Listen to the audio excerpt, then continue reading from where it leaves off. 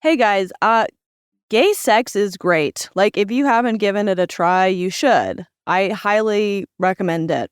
Of course, gay sex has plenty of adversaries. Sometimes people are like, oh, gay sex? That's gross. It's unnatural. So unnatural. But I'm sorry, do you want to be having natural sex? Like, have you seen animals bang? It's terrifying. They're decapitating, they're raping, they're doing a dance for 15 minutes.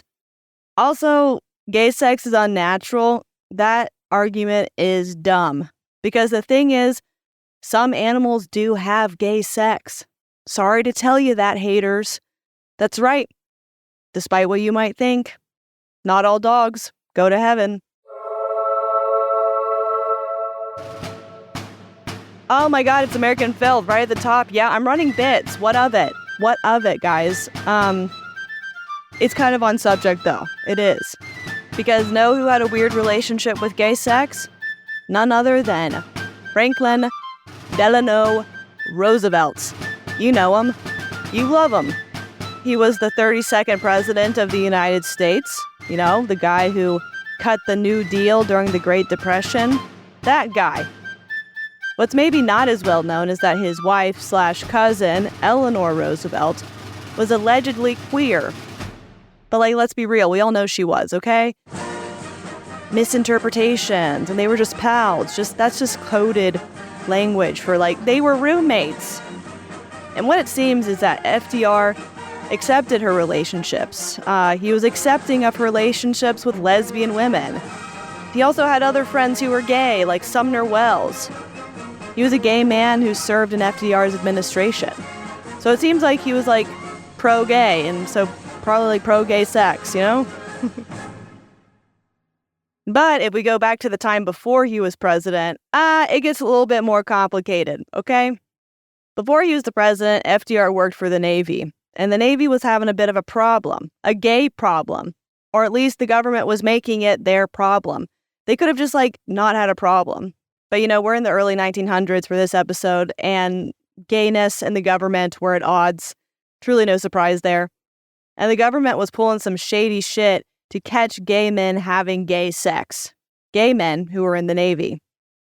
And who signed off on it? Well, none other than Franklin D. Roosevelt. Cue the music. This is American Filth. I'm Gabby Watts. Every week, I bring you a filthy story from American history. Today's episode, the Newport Jizz Festival.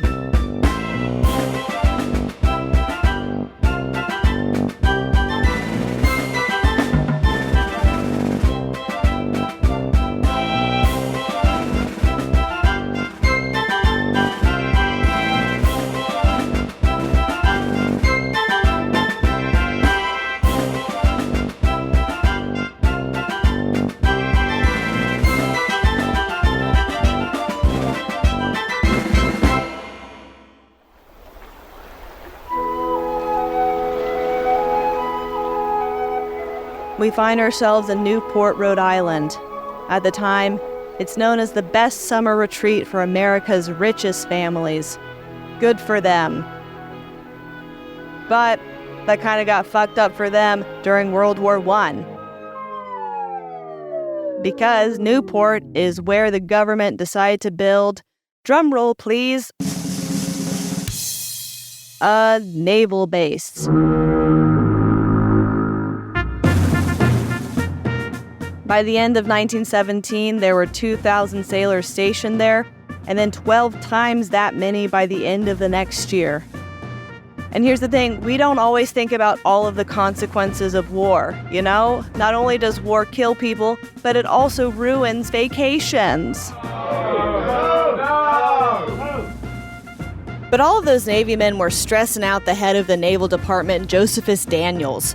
The sailors were getting rowdy, spending money on liquor and cocaine and women to spend the night with, or maybe just a couple hours. Daniels tried crackdowns and closing the brothels. But Newport's mayor didn't see or didn't want to see any of these shenanigans and declared Newport as clean as any city in the United States. Fast forward to February 1919, World War I has begun to wind down with the signing of the armistice. Servicemen are coming home. People are, of course, beyond happy for the war to be over. And what better way to blow off some steam than to party and get laid? However, some people had pretty strong opinions about how and with whom people should be getting their rocks off. So let's meet a sailor. Chief Machinist Mate Evan Arnold. Arnold had transferred to Newport, Rhode Island from San Francisco, California. He hadn't been there long, but he was constantly in and out of the station's hospital because he suffered from severe rheumatism. And if you guys have ever been stuck in a hospital, you know it sucks. It's boring. You're glued to the bed. The food, terrible. And back then, they didn't even have a phone to stare at. So the best you could hope for is to have good people to talk to. And luckily, Arnold found himself hitting it off with the other sailors around him. Most of them were a lot younger than him, but he thought he was making friends, at first. As he got to know the other Navy men at the hospital, conversations turned to social life at Newport. And that's when Arnold heard them talk about some scandalous shit like cross-dressing, sexual favors, and worst of all for Arnold, sodomy. And here's where the problem began. First of all, when we're talking about cross-dressing, apparently that was pretty common among the Navy servicemen. You know, one, they would dress up as women for plays and performances at the Newport Naval Academy. Also, cross-dressing was part of their kind of, traditions. Like, sailors would dress in drag as like a rite of passage when they would cross the equator for the first time. But even though this cross-dressing was part of the Navy's culture, it still raised a few eyebrows. And it's not really what bothered Arnold so much. For him, it was that talk of sodomy and gay sex that just really got under his skin. At the hospital, one of the sailors that Arnold met was Samuel Rogers. Rogers was very effeminate, and this made Arnold ask, "Is this dude gay?" And as he talked to other people, it turned out that yes, he was. Rogers was known around the town as a pogue, which meant punk at the time, meaning someone who enjoyed butt sex. Duh. Thomas Brunel was another patient that Arnold met at the hospital. Arnold discovered that Brunel was going steady with another guy named Billy Hughes, who was nicknamed Salome. Salome played the female lead in a play at the naval base and had dressed in drag for it.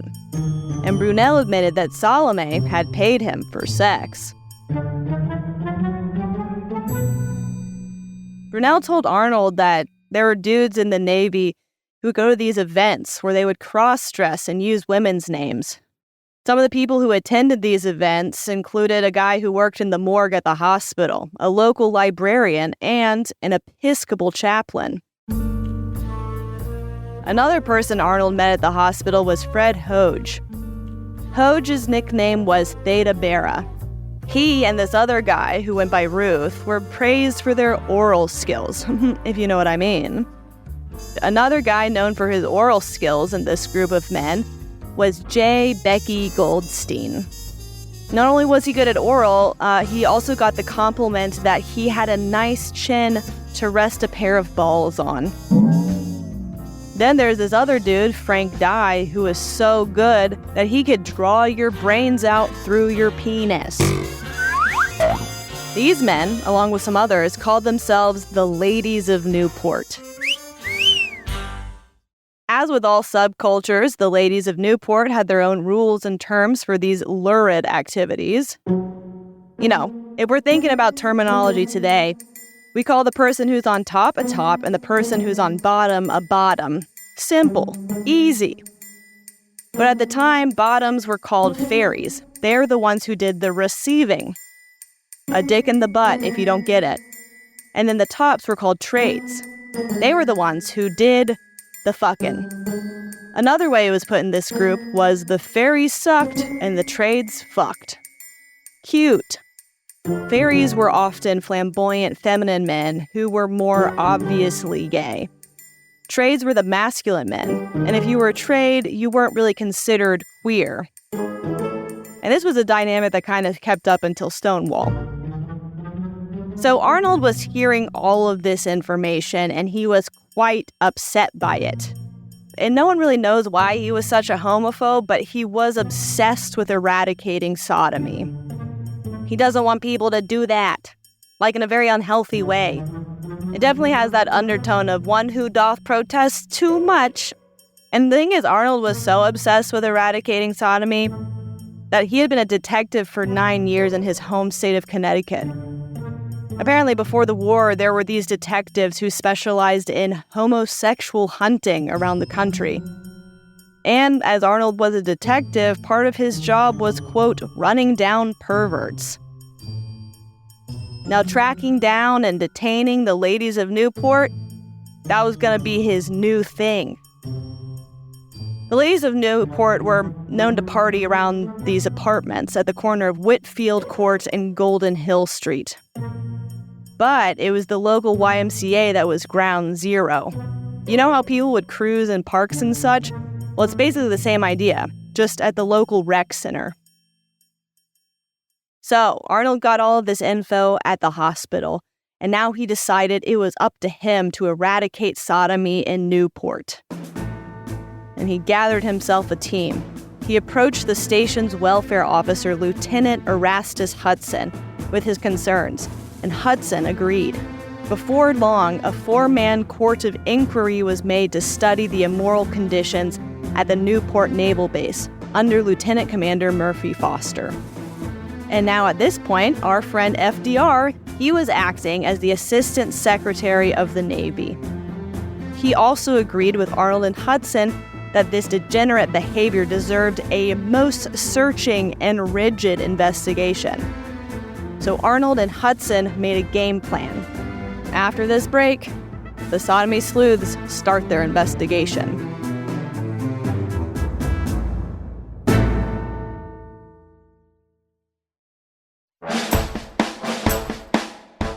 Arnold convinced everyone that he should lead the investigation, and the first thing he did was find volunteers to go undercover and hang out at the YMCA and the other spots that the ladies of Newport and other suspected gays would spend time at. But he had strict rules about who he would accept on his detective team. All the men had to be in their late teens, early 20s, attractive, not terribly bright, and be willing to do whatever it took to get the evidence needed to convict their targets of sodomy. Whatever it took, aka butt sex. Arnold promised his men that no matter what they did, they would not get into trouble, because everything they were doing was by order, not because they wanted to. I mean, no wonder there were so many young men happy to volunteer. Do what they want under the guise of being operatives in an investigation sounds like a great time. The operatives, as the young volunteers were called, were given 3 goals. Get info on the cocaine joints and liquor sales, get info on the sex workers in the area, and finally, gather information about the, quote, cocksuckers and rectum receivers. Now, Arnold's men didn't really focus on the sex workers or drug and alcohol use. Their focus was on finding the gay men. So the operatives, they went about their investigation. They hung out at the YMCA, took nighttime strolls at the beach and cemetery, had dates, went to parties, ate at popular restaurants. At one of these restaurants, a server there, Eddie Harrington, was known to like muscular seamen and would squeeze on those muscles while taking orders. The operatives' reports come flying in with very specific details about the sodomy. Because again, Arnold had told his operatives to do whatever it took to get the sailors on charges of sodomy. That meant that he would make them record everything that happened during sex, even the orgasms. A couple of them admitted to having anal sex until they came with their partners. Transcripts indicate other men stayed the night after they were done having sex. One even paid for the room. In fact, the operatives were getting so much oral sex while they were undercover, it was embarrassing to the Navy. The only thing that Arnold had put off limits was kissing. especially for trades. Because apparently, if you kiss, that's when you're gay. Okay, not the butt sex, it's the kissing. One new operative who was brought in during the summer was named James Goggins. By the time he had arrived, there were already 40 operatives. And the thing about James is 2 times he got head from the same guy, and both times he somehow forgot to get this guy's name. But what he could remember was that the guy sucking him off told him that he had a large penis.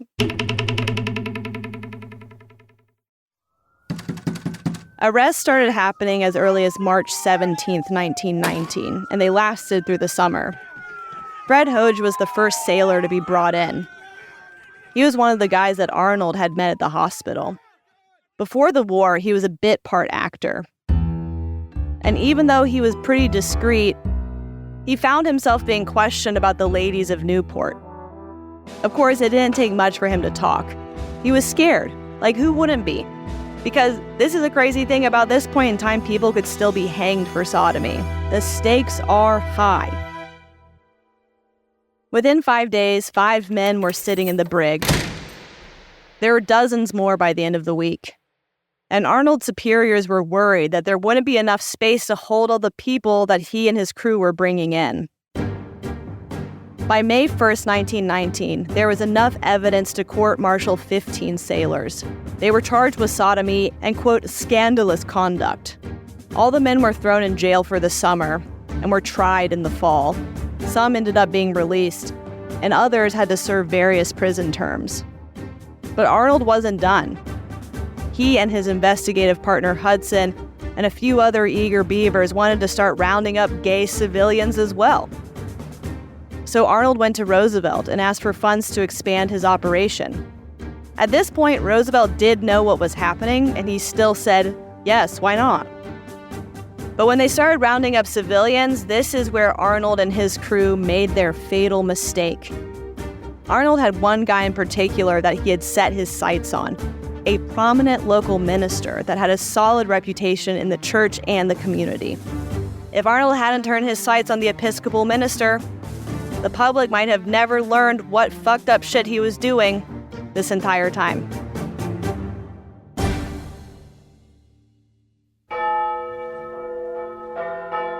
Reverend Samuel Neil Kent was an older man of the church, and allegedly, according to gaydar investigator Arnold, Kent was paying sailors to have sex with him. They had been seen entering and leaving the parish house on Spring Street. In the middle of the summer of 1919, Kent was arrested for 11 counts of, quote, lewd behavior, which would lead to 2 trials that would fuck up the investigation for Arnold. During the first trial, the public was pissed. Everyone was learning about Arnold's investigation, how it had employed teenagers like sex workers, walking the streets and going to places full of alcohol and drugs.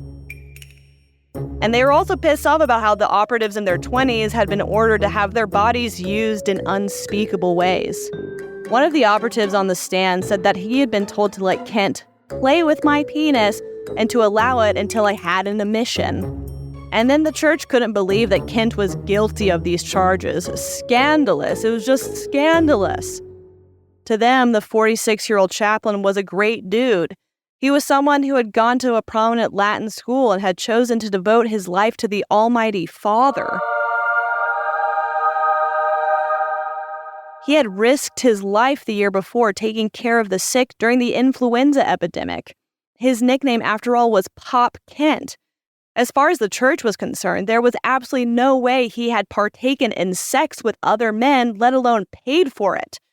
That would be so crazy if someone in the church had sex with young men. That would be crazy. But on the other side, the prosecuting attorney had no problem believing that Kent was guilty. What the attorney didn't count on was how the evidence was collected. The attorney wasn't prepared for how the judge, jury, and not to mention the public was going to react to the news. At the end of the trial, Kent was declared innocent. But the government wasn't done with him yet. They had a loophole. There was this new war statute that basically made it illegal for there to be any behavior leading to moral contamination within a 10-mile radius of any military place. And they were using this loophole to take Kent to federal court. What tricksters! The second trial started in January 1920.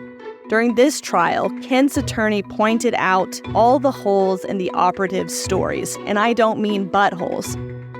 The attorneys said that their memories weren't exact and that they had actually enjoyed the attention from other men. This line of defense turned the trial's focus again from Kent to the concern of how the government had used these young men in the operation. Like the public in the first trial, they didn't care about the lust of the ladies of Newport. They cared about how the Navy was doing fucked up shit to accuse them of that. Plus, so many people testified in Kent's favor, including 14 clergymen, surprise, surprise, business leaders, prominent socialite friends. And so once again, Kent was found innocent. But here's where it gets a little dicey. After the second trial, the church found themselves in a bit of a conundrum. They wanted the Navy to apologize to Kent, which means that they were calling the guys who testified liars. But they also wanted the entrapment methods to stop. But the thing is, if those young men, those operatives were lying, then why would the entrapment methods matter? See the problem? While all of this was happening, Navy Secretary Josephus Daniels was worried it would affect enlistment. So he was forced to call a high-level naval investigation into the matter. So there was a naval investigation, which then led to a Senate investigation. 3 senators read the testimony and trial transcripts and traveled to interview the sailors who had been part of the operation. Fred Hodge, remember him, told them at one point that his friend was threatened, that the Navy could make his life hard if he didn't say that he had slept with Kent. Others said that they were coached on what to say, denied counsel, or beaten under interrogation. And then when the Senate members met with Roosevelt, Arnold, and Hudson, they had all these very convenient memory lapses. Oh, I can't remember this. I can't remember this. So crazy, so long ago. AKA a few months. 2 of the senators also said that if the medical and scientific world was considering homosexuality to be a mental disorder, it should be treated as such. It was proposed that gay men should be dishonorably discharged and get medical treatment. But this idea was shot down by Daniel's successor, Edwin Denby. He argued that if that was the case, gay men would join the Navy for safety, basically using the Navy as their beard. During this whole time, Roosevelt continued to say that he didn't know what was going on during the operation. He was like, no, I had no part in it. I had no knowledge of what was going on. But the Senate committee called his actions, quote, reprehensible. One of the senators on the committee asked for all of the men to be released, since the government didn't follow due process. After the whole Senate committee's report was released, the New York Times ran a headline which said, "A Navy Scandal to F.D. Roosevelt. Details are unprintable," which pretty much speaks for itself. And in case you were wondering, before this committee report was released, Roosevelt had already resigned from his position at the Navy so that he could run for vice president. And then even when the report was released, it was quickly swept under the rug. It was just too much for the virgin eyes and ears of that time period. And then by the time FDR was running for president, it had been forgotten. Kent ended up being kicked out of the church a year later. He worked for a minute as a member of the clergy on a cruise ship, but that was it. He died in 1943, living in Florida, working secular jobs. And indeed, by the end of 1920, all the ladies of Newport who had been taken to prison were released as civilians. And there's really not that much information about what happened to the operatives. Except in the public eye, they were labeled as dupes. After all, they had willingly had sex with men to catch homosexuals. As always, we learn a lesson from this story. And I think what we learned from this episode is that if you're going to do something scandalous, do something that is so scandalous that a newspaper refuses to print what happened, but then people never really know how scandalous it is, and then they'll just forget about it because it's too crazy, and then they will also have memory lapses, okay? It also proves that everyone wants to have gay sex, and they'll do whatever it takes to do it. This has been another episode of American Filth. American Filth is a production of School of Humans and iHeart Podcast. It's hosted by me, Gabby Watts, and this episode was written by Miranda Hawkins. The theme song was by me and Jesse Neiswanger, and Jesse Neiswanger did the sound design and mixing for this episode.